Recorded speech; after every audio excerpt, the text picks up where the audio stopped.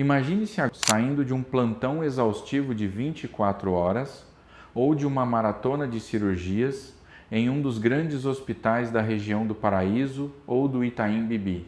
O cansaço é físico, mas a pressão é psicológica. Você entra no seu carro e no trajeto para casa sente aquele impulso clássico de quem trabalha demais, a necessidade de uma recompensa imediata, um eu mereço. Você decide passar em uma dessas vitrines de blindados ou no shopping Iguatemi.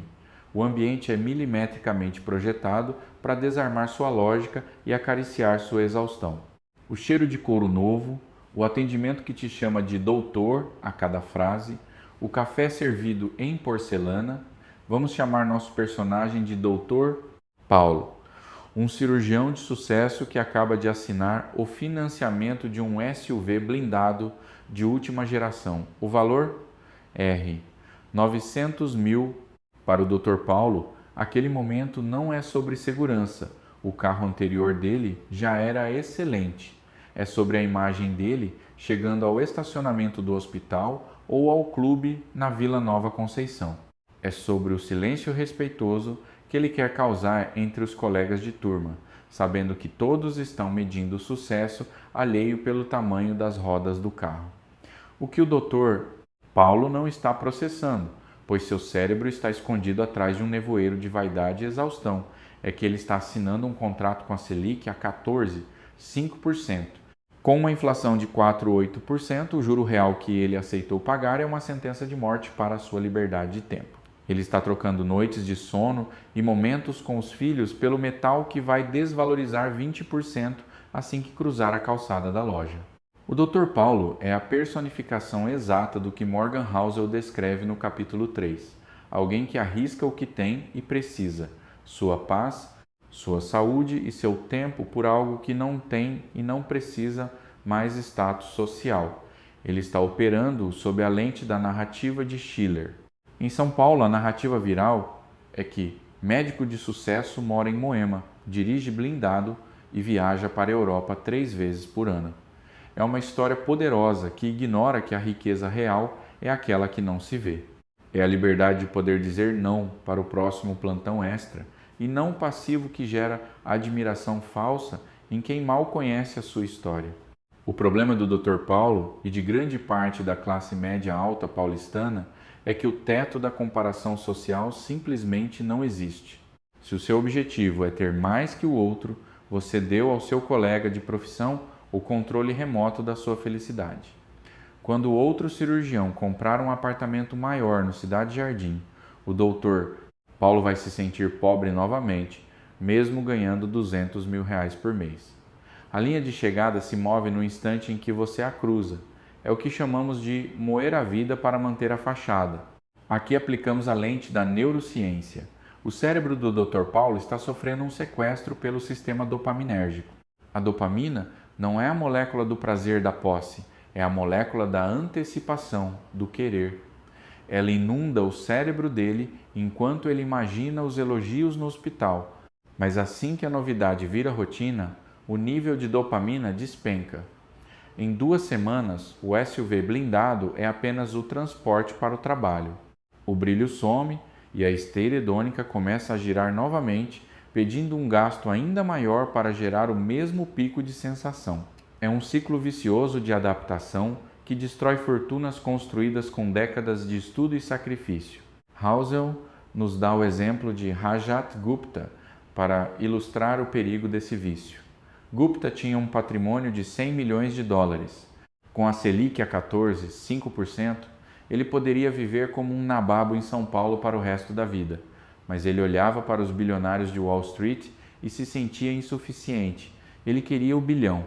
Para chegar lá, ele cometeu crimes de insider trading e acabou na prisão. Ele não faliu por falta de capital. Ele faliu porque sua régua de suficiente estava quebrada. Em São Paulo, vemos Guptas em escala menor todos os dias. Médicos e executivos brilhantes que destroem sua saúde para manter um padrão de vida que serve apenas para impressionar pessoas que eles nem sequer respeitam.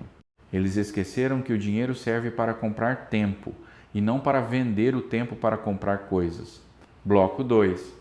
a corrida armamentista de São Paulo e o custo da sinalização, 1.150 palavras.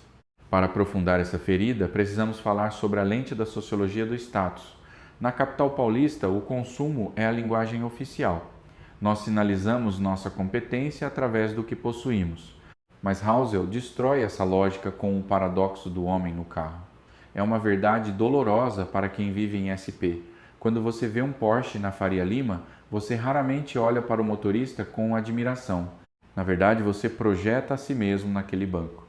O motorista acha que está sendo admirado, mas ele é invisível. O objeto é o protagonista. Gastar dinheiro para comprar objetos com o objetivo de comprar admiração é a forma mais ineficiente e cara de usar capital. Respeito se conquista com técnica e ética. Admiração se conquista com sabedoria.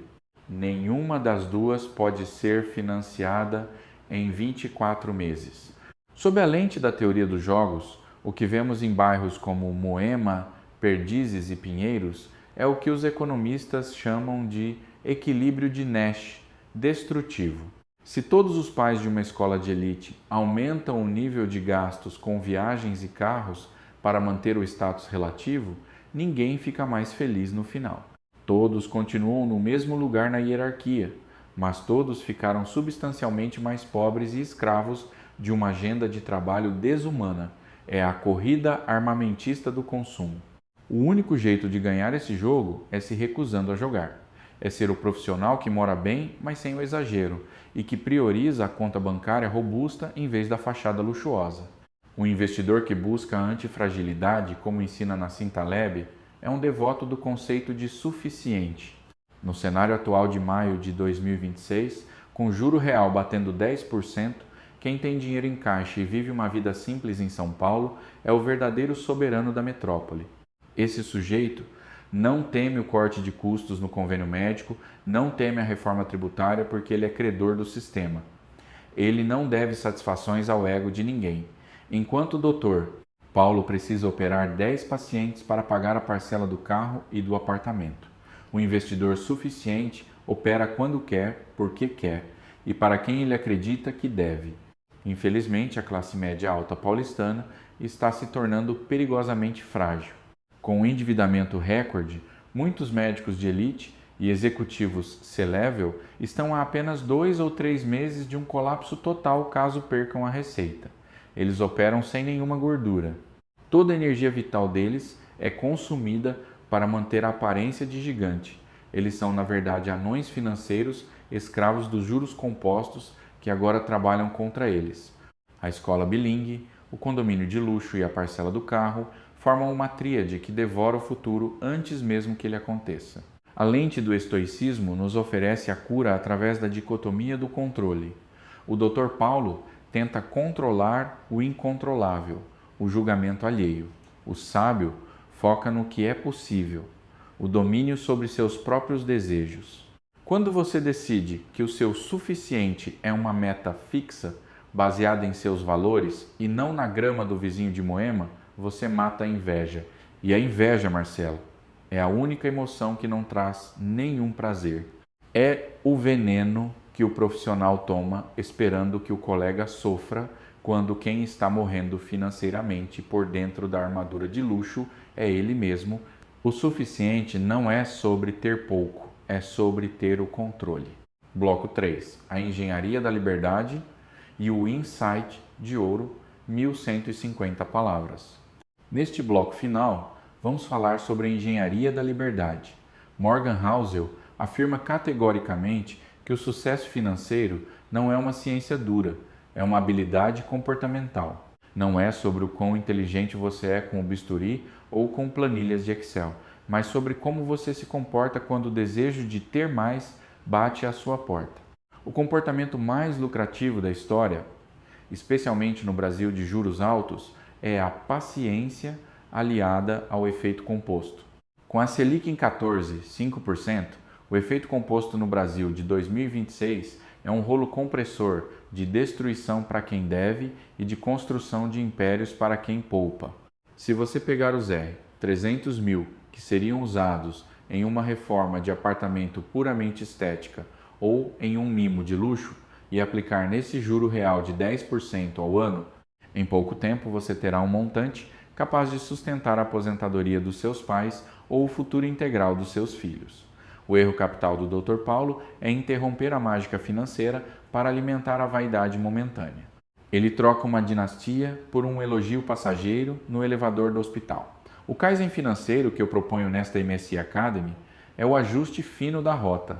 Não se trata de viver uma vida de privações, mas de viver uma vida de eficiência máxima. É olhar para cada ativo e cada passivo e perguntar: isso me dá liberdade ou me tira o sono? O suficiente é o ponto ideal onde a utilidade marginal de cada real extra começa a cair drasticamente. O primeiro milhão muda sua vida. Ele te tira da sobrevivência. O 10º milhão muda sua segurança. Ele te dá tranquilidade. O 100º milhão, sem um propósito maior, em São Paulo, é apenas um placar de ego que traz mais complexidade jurídica e emocional do que felicidade real. A riqueza real, Marcelo, é o que você não vê, são as opções que você não exerceu. É a liberdade de acordar em São Paulo numa segunda-feira e decidir que hoje você vai passar o dia com sua família ou estudando algo novo, sem precisar de autorização de ninguém ou da pressão de bater metas de produtividade para pagar o cartão de crédito. Isso é o que o Dr. Paulo perdeu. Ele tem os bens, mas vendeu sua agenda, sua saúde e sua paz. Ele é rico em posses, mas miserável em tempo. E o tempo em 2026 é o ativo mais caro da Faria Lima. Nós terminamos esta mentoria com um insight de ouro. O verdadeiro bilionário é aquele que parou de precisar provar seu valor para o mundo. O suficiente é o escudo definitivo contra a ganância e a frustração. Em São Paulo, a maior ostentação que existe não é o relógio no pulso ou o carro na garagem. É a tranquilidade de quem sabe que já venceu o jogo e não precisa mais correr na esteira de ninguém. Abra seu extrato bancário. Identifique o gasto que você faz exclusivamente por sinalização social em São Paulo. Aquele jantar em restaurante instagramável que você nem gosta tanto, ou o upgrade de tecnologia que você não precisa. Cancele. Resgate esse capital e sinta a força de ser um credor do sistema. O prazer de ver o saldo rendendo a 14, 5% deve ser maior do que o prazer de ver a sacola de compras. Vigie seu córtex pré-frontal. Quando o colega de profissão ou sócio aparecer com uma aquisição nova, não deixe o instinto de primata assumir o controle. Diga para si mesmo: fico feliz por ele, mas o meu jogo é a liberdade, não a vitrine. O sucesso dele não é sua derrota. Se você vivesse em um mundo onde ninguém pudesse ver o que você consome sem Instagram, sem festas, sem reuniões de condomínio, o que você realmente compraria com seu dinheiro? A resposta a essa pergunta revela a sua verdadeira essência financeira. O resto é apenas imposto pago ao ego. Riqueza é o que você guarda. Liberdade é o que você ganha ao não precisar de nada para provar quem você é aos outros.